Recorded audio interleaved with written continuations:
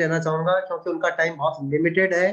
तो बिल्कुल सब लोग एकदम ध्यान से, एकदम अपने दिमाग को खोलकर, कॉपी पेन खोलकर एकदम तैयार। सर कह रहे थे कि भाई क्या बताऊं, तो मैंने कहा ये आपको बताने की बात नहीं है कि क्या बताऊं, जो आप बताना चाहेंगे वो बहुत शानदार होएगा, है ना। तो जोरदार वर्चुअल तालियां बजाएं आप लोगों की। मैडम से कहते हैं कि बुलाएंगे। सर का बहुत ज्यादा स्वागत है। हम लोग डायमंड मीटिंग के अंदर भी बार मिलते रहते हैं, कल भी हम लोग मिले थे और हमेशा इनका जो इनपुट होता है वो बहुत ही शानदार रहता है। हम हर मीटिंग के अंदर अपने व्यूज देना, एक पता चलता है, मतलब जो सर ने कहा कि इंटेलिजेंसी लेवल की तो कोई कमी है ही नहीं, पर इनके पास भी बहुत सारा अच्छा काम था, नाम था, फेम, सब कुछ था इनके पास, फिर भी इन्होंने इस बिजनेस को किया और बहुत ज्यादा बिजी थे अपने काम के अंदर और बहुत रिनाउंड पर्सनालिटी बन चुके थे। और वाइफ जो है लीना, वो भी बहुत ज्यादा शानदार अपने जॉब में, काम में थी और सब कुछ कर रही थी। वो बहुत अच्छा, बहुत आउट परफॉर्मर रहे हुए हैं ये लोग सारे ही, पर फिर भी इन्होंने इस बिजनेस को किया। तो हमें ये समझने की जरूरत है कि हमें क्यों करना है, वो रीजन ढूंढना बहुत जरूरी है। तो आज हम के सर का स्वागत करते हैं, जिससे कि हम और सीख पाए कि कैसे और क्या करना है हमको। Welcome sir, stage is now yours. Thank you very much जी, thank you very much. Let me spotlight. Yeah. So आप सभी को मेरा नमस्कार। और मैं देख पा रहा हूँ बहुत सारे अपने टीम के लोगों को, और बाहर से मैं वैसे बता रहा हूँ कि लाइक कितना अच्छा लगता है जब आपकी वीडियोस ऑन होती है ना, तो ऐसा लगता है हम आमने सामने बात कर रहे हैं। और यही एक खूबी है कि इतने अरसे बिजनेस करने के बाद जब बिजनेस की डायमेंशन टोटली चेंज हुई। दिसंबर का महीना है, मेरे को इतना नहीं पता, लेकिन यहाँ चंडीगढ़, पंजाब, यूपी बेल्ट में बहुत धुंध होती है इस टाइम में। और ऑटोमेटिकली ओपन मीटिंग की, जो फिजिकल ओपन मीटिंग थी उसकी अटेंडेंस, या पेस मीटिंग जो फिजिकल करते थे उसकी अटेंडेंस गिर जाती थी। बारिश होती थी, अटेंडेंस गिर जाती थी। अब उल्टा हो गया, धुंध में किसी ने बाहर जाना नहीं है तो अटेंडेंस बढ़ जाती है, बारिश होती है तो अटेंडेंस बढ़ जाती है।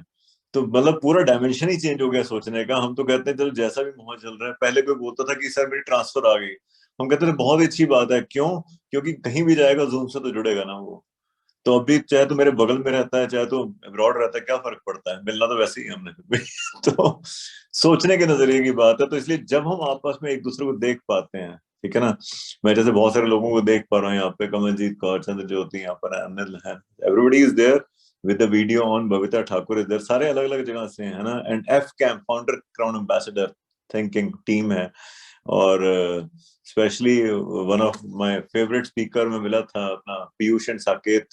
Really I love them because मैं इनसे फिजिकली मिला हुआ हूँ गुड़गांव की मीटिंग में। और अभी मैं इनकी टीम के एक लीडर से मिला था, Vishwas, and we had breakfast together. तो बातें हो रही थी, तो इस टीम के बारे में बात हर जगह होती है, मैं फ्रैंकली आपको बताऊं।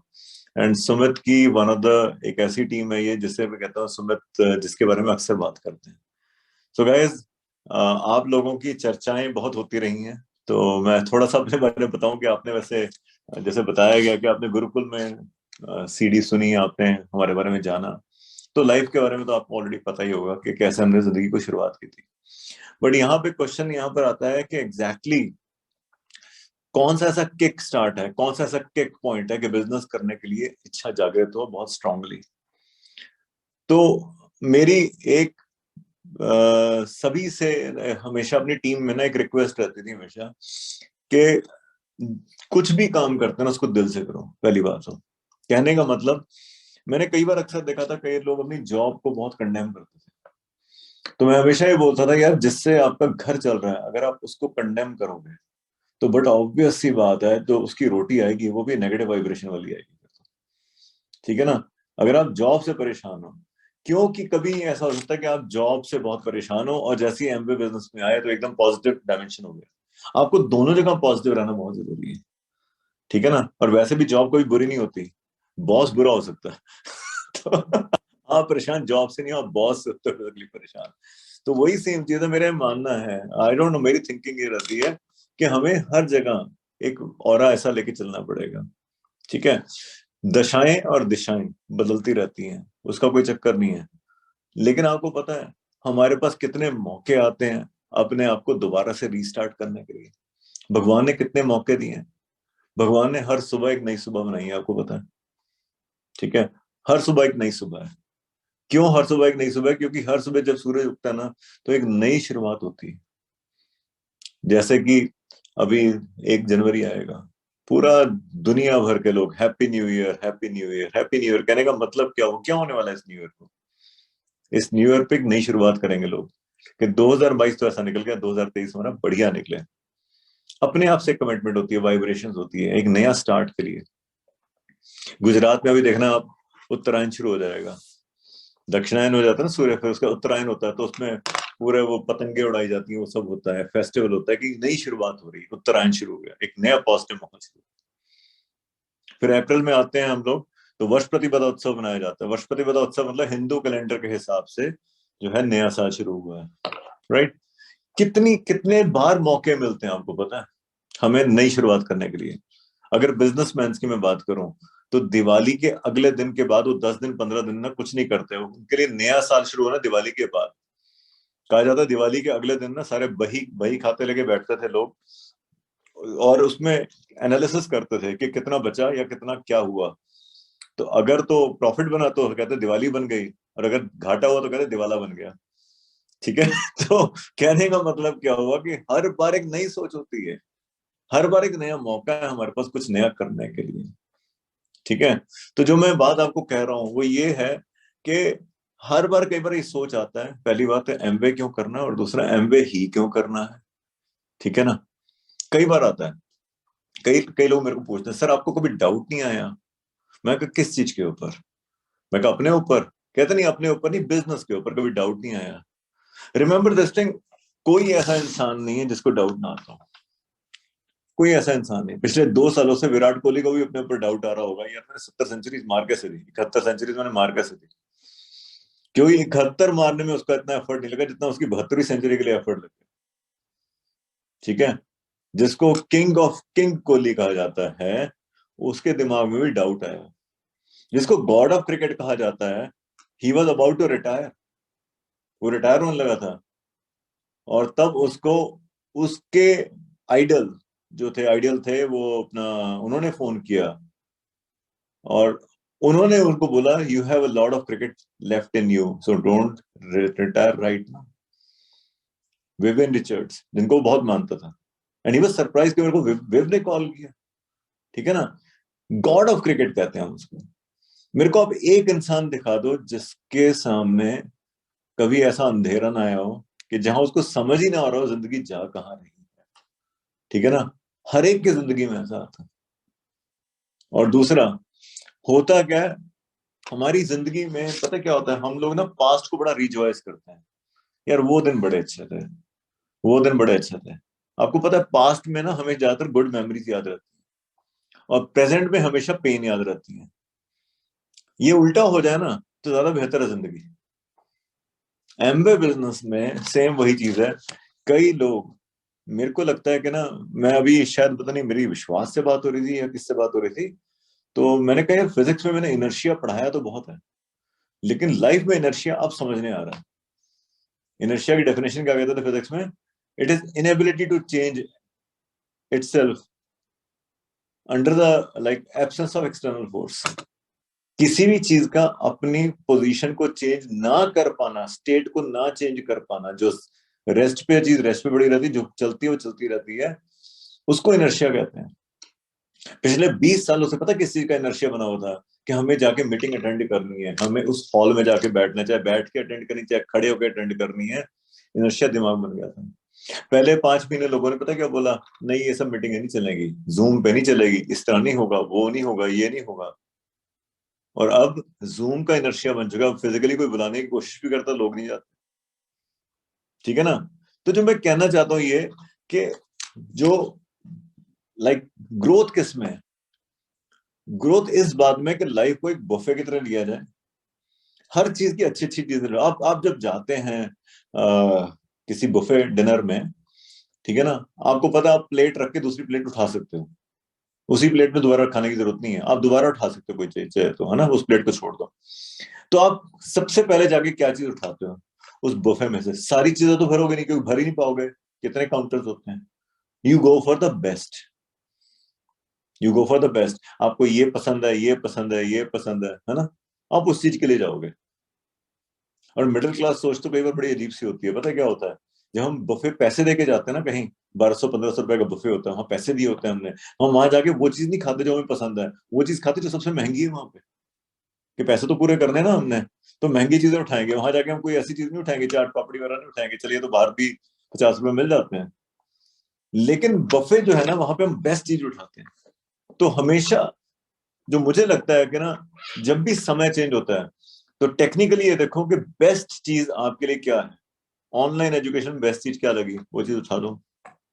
आपको इसमें कोई परेशानी लग रही है, वो छोड़ दो।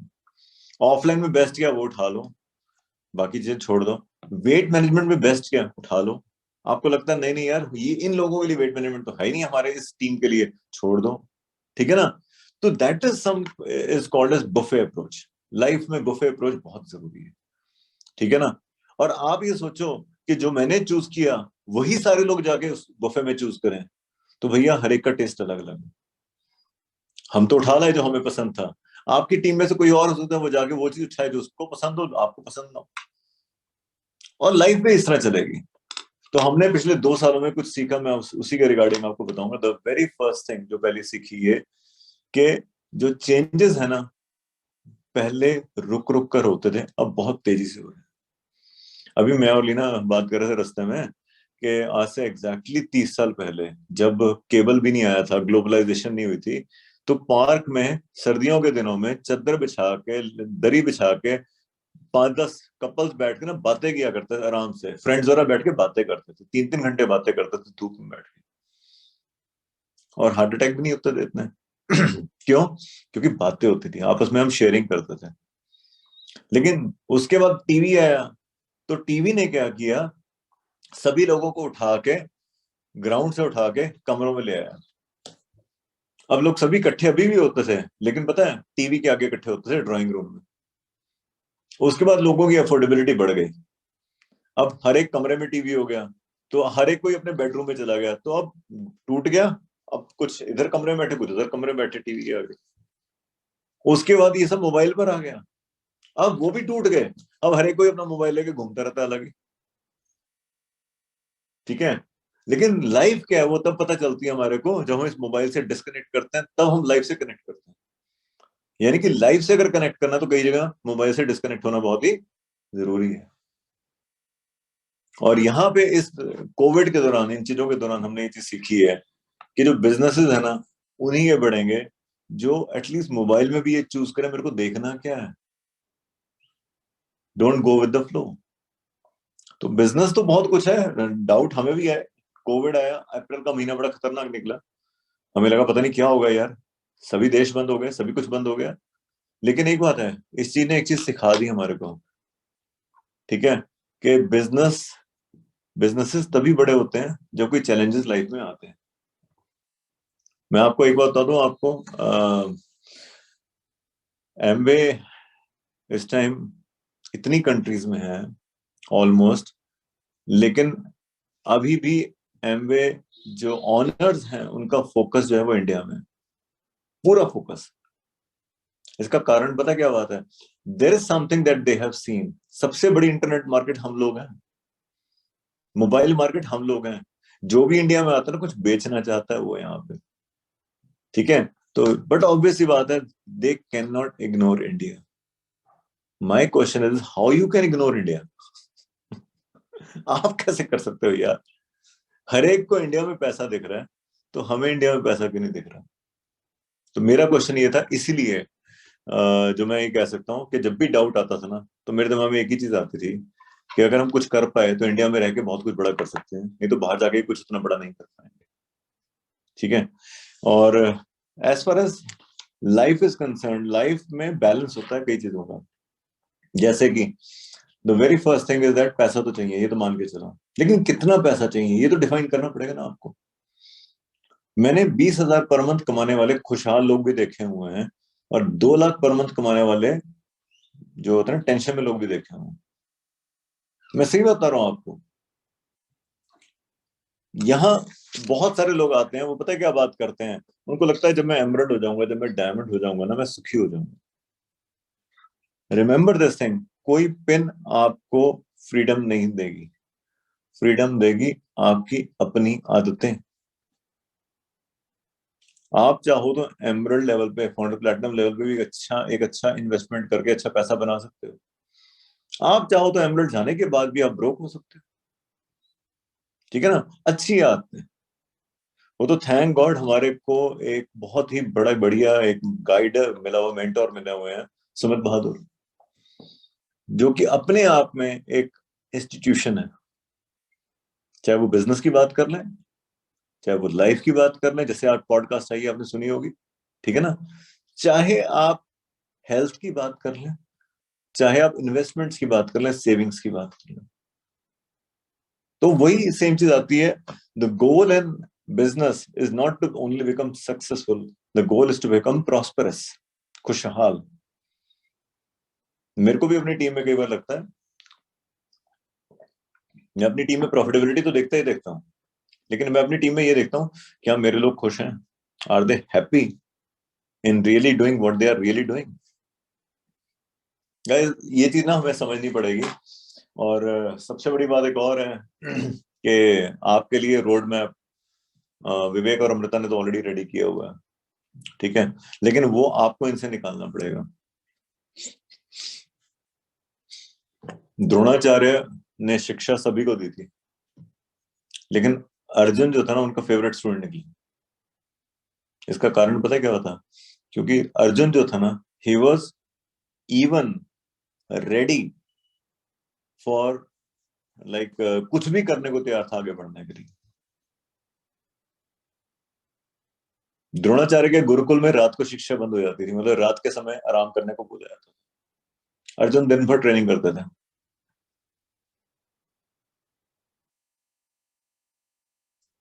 उनको ये पता था कि अगर मैं रात को अलाउ करूंगा ना तो बाकी तो नहीं, लेकिन अर्जुन रात को भी प्रैक्टिस करनी शुरू कर देगा। लेकिन जो लिखे था वो तो होगा। एक दिन रात को भीम को बड़ा भूख लगती थी, तो वो रात को उठा और वो रसोई घर में चला गया, छुप छुप के खाना खा रहा था। तो ढूंढते ढूंढते अर्जुन चला गया कि भीम कहाँ चला गया, तो उसने देखा वो एक अंधेरे में ना छुप छुप के खाना खा रहा है। तो उसने बोला भीम तुम्हें अंधेरे में कैसे पता चल रहा तुम्हारा हाथ मुंह की तरफ जा रहा है? अंधेरे में तुम्हें कैसे पता तुम्हारा हाथ मुंह तक ही जाएगा? तो भीम ने पता क्या बोला? अभ्यास अनुज, अभ्यास। मेरे को अभ्यास है धूप नींद में अपना उसमें रात को खाना खाने का। उस दिन अर्जुन के दिमाग में बात आई कि अगर मैं दिन में टारगेट को शूट कर सकता हूँ, क्या मैं रात को नहीं कर सकता? उसने रात को भी प्रैक्टिस करनी शुरू कर दी। तो ऐसे ही नहीं वो धनुर्धर जो है सबसे बड़ा धनुर्धर बना, क्योंकि उसने दिन में भी प्रैक्टिस की और रात में भी प्रैक्टिस की। कई लोगों को लगता है ये जो डायमंड ले जाते हैं ना, ये लकी बहुत होते हैं यार ये, ठीक है ना। Remember this thing, luck favours the brave ones. जो लक होता है ना वो भी साथ देता है उन योद्धाओं का जो दिलेर होते हैं। दिलेरों का लक साथ देता है कभी भी। तो वहीं से यहाँ यहाँ बात आती है। बहुत सारे लोग बोलते हैं, कहते हैं कि यार हमें भी, हम भी तो मेहनत कर रहे हैं, ठीक है ना, हमें भी 6 लाख मिल जाएंगी, 7 लाख 8 लाख मिल जाएंगी। नो, क्वेश्चन इज दिस, मिलेंगी उस दिन जिस दिन आप उन लेग्स में को मेंटोर करने लायक हो जाओगे। अगर आपको 20 टीमें दे दी जाएं, 20 अलग अलग टीमें दे दी जाएं, तो मेरा क्वेश्चन है कि आप 20 टीमों को चला लोगे? तो आंसर इज नो, क्योंकि चला सकते होते तो आपकी ऑलरेडी 20 टीम्स होती। इंडिया में आपको पता है, एक जब हम बिजनेस में आए तो एक चीज बना दी कि डायमंड जाना एक अल्टीमेट सक्सेस है। किसी ने नहीं बोला क्राउन जाना अल्टीमेट सक्सेस है, डायमंड जाना है, डायमंड जाना है। चला गया डायमंड, हो गया सिलेबस पूरा, अब क्या करें? किसी ने ये भी नहीं बोला कि 7 लाख से डायमंड जाना जरूरी है। हमें तो जितना काम दिया गया उतना काम, 6 लाख बोला हमने 6 ही ले आए, 7 बोले तो 7 ले आते हैं, ठीक है ना, क्योंकि जब 6 ला सकते हो तो 7 भी ला सकते हैं। तो वही सेम चीज यहां पर आती है कि कई बार पता क्या होता है, हम लोग मिनिमम मेंटालिटी में काम करते हैं। हम में से कई लोगों का गोल पता है एमवे में क्या है? प्लेटिनम जाना है, सिल्वर जाना है, मैं एक बात आपको बताऊं, अगर आप गोल ही छोटा रखोगे ना तो बड़ा कभी नहीं मिलेगा। गोल ही छोटा है। कई बार क्या होता है, एक लड़के की जॉब लगती है, उसका उसका गोल होता है बस शादी हो जाए, शादी हो जाए। आपको पता है, शादी अगर दोबारा लिखित होगी तो हो ही जानी है शादी, ऐसा कोई चक्कर नहीं है। आप में से जितने लोगों के मैरिड लोग हो, जो इवन लव मैरिज में भी हैं, वो अपने स्पाउस को क्या बचपन से जानते थे? कहीं घूमते फिरते फिरते, अब मेरी लीना से मैरिज हुई, लीना की जो ग्रेजुएशन तो कानपुर से हुई थी, उससे पहले वो असम भी रहे हैं, उससे पहले वो बैंगलोर भी रहे हैं, शादी से 2 साल पहले चंडीगढ़ शिफ्ट हुए थे। तो ये जो चीजें हैं ना, ये सारी डिजाइंड होती हैं। इन इन इवेंट्स पे ना बहुत दिमाग लगाने की जरूरत नहीं है। कई लोग ना अपनी लाइफ को ना अलग तरीके से ले जाते हैं। रिमेंबर दिस थिंग, अगर कुछ करना है ना तो अपनी ग्रोथ जो है ना उसको कोरिलेट करो लोगों की ग्रोथ के हिसाब से। भारत के जो प्रधानमंत्री हैं, उन्होंने उनके नारे बड़े फेमस हैं। एक है उनमें से, सबका साथ सबका विकास। ये कहीं ना कहीं एमवे बिजनेस से बड़ा सूट करता है, सबका साथ सबका विकास। तो सेम चीज आपके लिए। अभी वेट मैनेजमेंट की मैं बात करूंगा। रिसेंटली न्यू नॉर्मल लोगों के लिए हमने 1 साल पहले वेट मैनेजमेंट शुरू कर दिया था। राधा, मैं आपको वैसे बताऊं, ये मेरा तीसरा एफर्ट है वेट मैनेजमेंट का। मतलब 2005 में भी हमने कम्युनिटी बनाई थी, 2014-15 में भी कम्युनिटी बनाई थी मैंने। मेरे को अच्छी तरह याद है 2015 या 16 में मैंने मेल की थी अचिंता को अलग से, स्पेशली कि कई मूवीज में ना अनसंग हीरोज होते हैं, मतलब रोल अच्छा प्ले करते लेकिन कोई जानता नहीं है उनको। अनसंग हीरोज उनको कहते हैं। जैसे आप मूवी देखने गए तो आपको हीरो हीरोइन या एक दो कॉमेडियन याद होते हैं, लेकिन कई उसमें ऐसे कलाकार होते हैं जो 100 फिल्मों में आ चुके होते हैं अनसंग हीरो की तरह, और they add value to the movies. जहां भी आते हैं वैल्यू ऐड करते हैं वो। तो मैंने उसमें लिखा था बॉडी की इज अनसंग हीरो, जिसके बारे में कोई ज्यादा बात नहीं करता, लेकिन मुझे लगता है कि इसके लिए थोड़ा सा अगर आप एफर्ट लगाएं तो हम आपको 100 लोग देने को तैयार हैं। 100 लोगों के साथ हम वेट मैनेजमेंट शुरू करेंगे इकट्ठे ही। ये बात कर रहा हूँ 2015-16 की। थैंक गॉड कंपनी का माइंडसेट इस तरफ गया और all of a sudden weight management becomes the new normal. लेकिन आपको शायद ये ना पता हो, ये नहीं कि वेट मैनेजमेंट से 100% बिजनेस होगा, नो, मैं ये नहीं कह रहा। लेकिन एक चीज मैं जानता हूँ, आज के समय में अगर बंदे को फिट रहना ना, तो कहीं ना कहीं वेट मैनेजमेंट टॉप प्रायोरिटी होना चाहिए। मैं ये नहीं कह रहा पतलों को हार्ट अटैक नहीं होता, होता है, लेकिन कंपैरेटिवली ओवरवेट वालों में ज्यादा होता है कंपैरेटिवली। दूसरा, वेट मैनेजमेंट की जो कम्युनिटी है ना, उससे एक और फायदा हुआ हमारा। उससे हमें रोज इंटरेक्ट करने का मौका मिला, चाहे वो सोशल मीडिया पे हो चाहे वो डायरेक्ट हो। हमारे बहुत सारे लोग जो बिजनेसमैन नहीं थे एक्टिव, वेट मैनेजमेंट के बाद वो एक्टिव हो गए बिजनेस के लिए। आपको पता 2023 अभी शुरू होगा। पैसा कमाने के अलावा लोगों का एक और गोल होगा। वो पता है कौन सा गोल होगा? That is something about weight management, कि हमने वेट मैनेज करना। हालांकि राजस्थान में इसका इतना इशू नहीं है कंपैरेटिवली।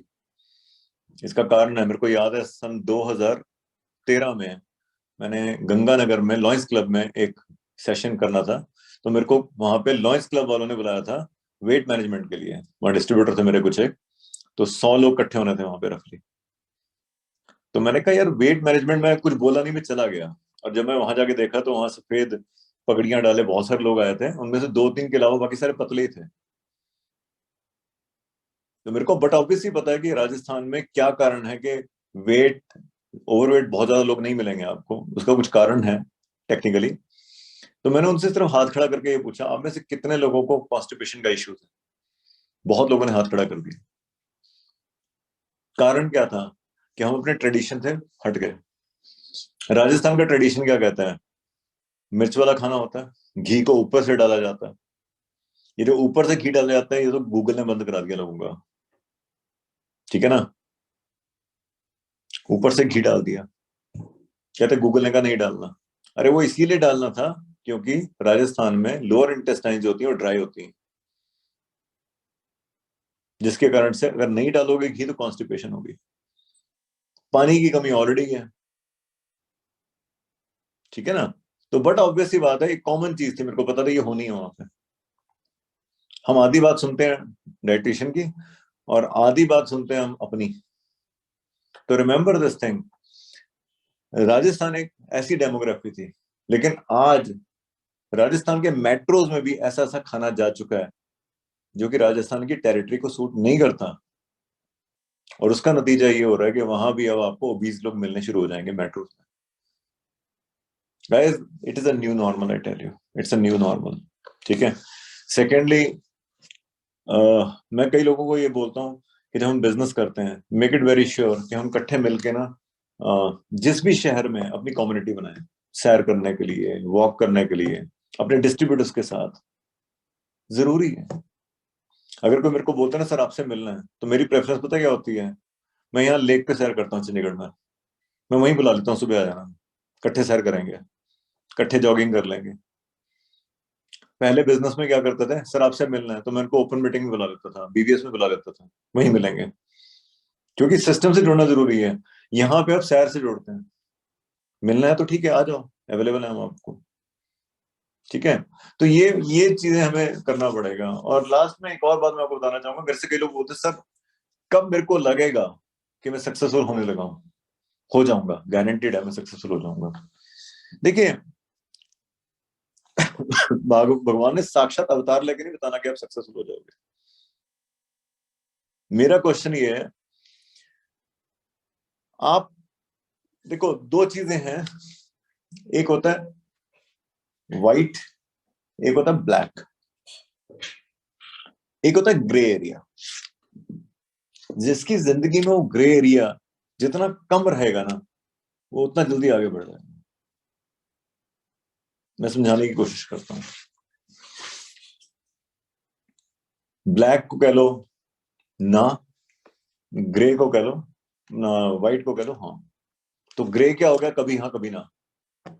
ग्रे एरिया जो होता है ना, एरिया ऑफ कंफ्यूजन होता है। अगर आपने कोई गोल रखा है, 30 तारीख के हिसाब से कोई गोल रखा है, 31 तारीख के हिसाब से कोई गोल रखा है, मेरा क्वेश्चन है, आज तारीख तो 23 ही हुई है, आज आप किस एरिया में बैठे हो? 100% हो जाएगा व्हाइट में, कि बिल्कुल पता नहीं होना ब्लैक में, या ग्रे एरिया में बैठे हो, यार पता नहीं अब होगा कि नहीं होगा, पता नहीं 9% होगा कि नहीं होगा, पता नहीं 12% होगा कि नहीं होगा। ये जो ग्रे एरिया ना, ये बंदे को हमेशा कंफ्यूज रखता है और हर बार सक्सेस से दूर लेके जाता है। वेट मैनेजमेंट, सर आपको लगता है मेरा वेट कम हो जाएगा? Grey area. सर मैं क्या कभी डायमंड जा सकता हूँ? आप क्या कहते हो, आपको क्या लगता है मैं डायमंड जा सकता हूँ? Grey area. मैं ये करना चाहता हूं लेकिन ग्रे एरिया। जिन लोगों की लाइफ में ये शब्द है ना, किंतु परंतु शायद लेकिन परहैप्स मे बी, ये ग्रे एरिया वाले हैं सारे। हमें इस ग्रे एरिया से बाहर आना पड़ेगा पहले तो। ग्रे एरिया दलदल कितना होता है। जितने लोग ग्रे एरिया में ना, उनको एक्चुअली सही मायने में जिंदगी में क्लैरिटी ही नहीं है। एक बात मेरे को बताइए, मैं धुंध की बात कर रहा हूं, आजकल धुंध में गाड़ियों की स्पीड कम हो जाती है, यस और नो? हो जाती है ना। लेकिन जैसी धुंध छटती है, अच्छी सी धूप आती है, अब गाड़ी की स्पीड कैसे होती है? फास्ट हो जाती है। वही सेम जिंदगी में है। जैसे ग्रे एरिया की धुंध हटेगी ना आपकी, और आप एक तरफ हो जाओगे, आपकी स्पीड काम करने की अनलिमिटेड हो जाएगी। आप पूरी स्पीड से काम करोगे। द वेरी फर्स्ट थिंग, अगर आप बोलते हो कि मैं सक्सेसफुल कब होऊंगा, भाई साहब जिस दिन आपका एक ग्रे एरिया हट गया ना, उस दिन आपकी क्लैरिटी इतनी क्लियर होगी, भाई अब तो हो जाएगा, this thing will happen now, अब होगा। सेकेंडली, बहुत सारे लोग ना पास्ट को बड़ा ऑब्जर्व करते हैं। रिमेंबर, आपका पास्ट आपका फ्यूचर नहीं हो सकता कभी भी। मैंने पहले भी ट्राई किया था, पिछली बार भी मैंने गोल रखा था, नहीं हुआ, उससे पिछली बार भी ये हुआ था। आपका जो पास्ट है ना, वो अब निकल चुका है। हो सकता है आप पास्ट में आपका ग्रुप बहुत बड़ा रहा हो, अब नहीं है उतना। हो सकता है पास्ट में आपके अच्छे लीडर्स रहे हो, अब नहीं है इतने। वो जिंदगी में जो लोग आए थे वो आपको किसी लेवल पे आपको हेल्प करने आए थे।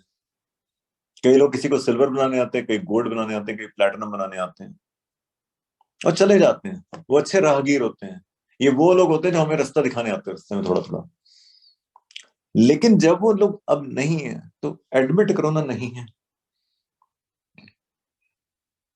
अब जानते हैं हमारे शास्त्रों में ये 13वीं रखी जाती है और कुछ वो सब रखे जाते हैं। उसका कारण क्या है? उसका कारण ये है कि जब बंदा मरता है ना तो इमोशंस जो होते हैं ना हमारे जुड़े होते हैं, दुख दर्द हमारे अंदर होता है। तो जैसे ही बंदे को हम जलाकर आते हैं ना शमशान में, एक अलग सी शांति होती है, चुप हो जाता है, घुप हो जाता है कि पता बंदा चला गया, वापस नहीं आएगा। क्योंकि जब तक बॉडी है ना तब तक बंदा तड़पता रहता है, शायद उठ जाए, शायद उठ जाए। फिर उसके बाद मन को सांत्वना देने के लिए कि वो जहां खुश है, सब कुछ है, वो संस्कार रखे जाते हैं और 13वीं करके सभी को करके विदा किया जाता है। और उसके बाद मन शांत हो जाता है, जिंदगी फिर चलने लग जाती है दोबारा से। वैसे ही बहुत सारे लोग जिंदगी में आगे बढ़ना चाहते हैं, एमराल्ड जाना चाहते हैं, डायमंड जाना चाहते हैं, लेकिन वो चाहते हैं कि जितने लोग मेरे सिल्वर के दौरान आए थे, गोल्ड के दौरान आए थे, प्लेटिनम के दौरान आए थे, वो भी मेरे साथ आगे बढ़े। तो भैया जिंदगी में कई लोगों का आपको अंतिम संस्कार करना चाहिए, उनकी 13वीं बनानी चाहिए। मैं ये नहीं कहता उनको याद ना करो, कभी कभी श्राद्ध भी करो, उनको सिर्फ विचारों में याद रखो। उनको जब बिल्कुल भूल जाओगे ना तब आपको आगे क्लैरिटी आएगी कि हमारे साथ आगे चलने वाला कौन सा होगा। बड़े बड़े क्रिकेटर आए, मैं क्रिकेट का बड़ा शौकीन हूं। मुझे लगता था कि सुनील गावस्कर और श्रीकांत अगर नहीं होंगे ना क्रिकेट में मजा क्या रहेगा। जिस दिन सुनील गावस्कर रिटायर हुए ना, मेरे को लगा अब तो उसके बाद कौन आ गया, तेंदुलकर आ गया। जब तेंदुलकर थे ना तो ऐसा लगता बस तेंदुलकर है ना तो इंडिया है। 5-5 वर्ल्ड कप, 6-6 वर्ल्ड कप है ना। उसके बाद विराट कोहली आ गए, एमएस धोनी आ गए। एमएस धोनी जैसा कैप्टन हमें कभी मिला ही नहीं। अब लगा यार पता नहीं क्या होगा। तो मैं वही बात बता रहा हूँ, देखिए हर एक बंदा आएगा और अपना रोल प्ले करके जाएगा। मेरा क्वेश्चन ये है कि 2022 के बाद 2028 में जब मैं मीटिंग में आऊंगा तो आप रहोगे? 2045 में आऊंगा तो आप रहोगे? मैं तो रहूंगा, आप रहोगे कि नहीं रहोगे? ये ज्यादा इंपॉर्टेंट है। और तीसरी बात, चस्का लेने बंद कर दो। बाहर का खाना चस्के वाला होता है लेकिन सेहतमंद नहीं होता। घर के खाने में होता है इतने मसाले ना हो लेकिन सेहत के लिए अच्छा है। कई लोगों को ना दुनिया भर की क्रॉस लाइन के बिजनेस में क्या हो रहा है सब पता है। वो इसके फेसबुक फ्रेंड बने हुए हैं, उसके फेसबुक फ्रेंड बने हुए हैं, इसके इंस्टा में फ्रेंड बने हुए हैं, गुड मॉर्निंग गुड इवनिंग सब चलता रहता है। अपने घर में क्या चल रहा है ये नहीं पता बेचारों को। अपने खुद की टीम में क्या चल रहा है वो तो पता ही नहीं कुछ भी। और सजेशन बड़े बड़े लेके बैठे हैं, सर एमवे को ऐसे करना चाहिए, एमवे को ये करना चाहिए, एमवे को वो करना चाहिए। प्रभु एमवे जैसे करेगी करेगी। एमवे बिजनेस अगर 100 टाइम ग्रो भी कर गया तो कोई गारंटी नहीं आप भी 100 टाइम ग्रो करोगे। एमवे बिजनेस अगर डिके कर गया तो भी कोई गारंटी नहीं आप 100% डिके करोगे। आपके घर में कितना पैसा आएगा, आपकी सक्सेस कितनी जाएगी, सिर्फ इस बात पे डिपेंड करता है कि आपका माइंडसेट कैसा है और आप कैसे सोच रहे हो।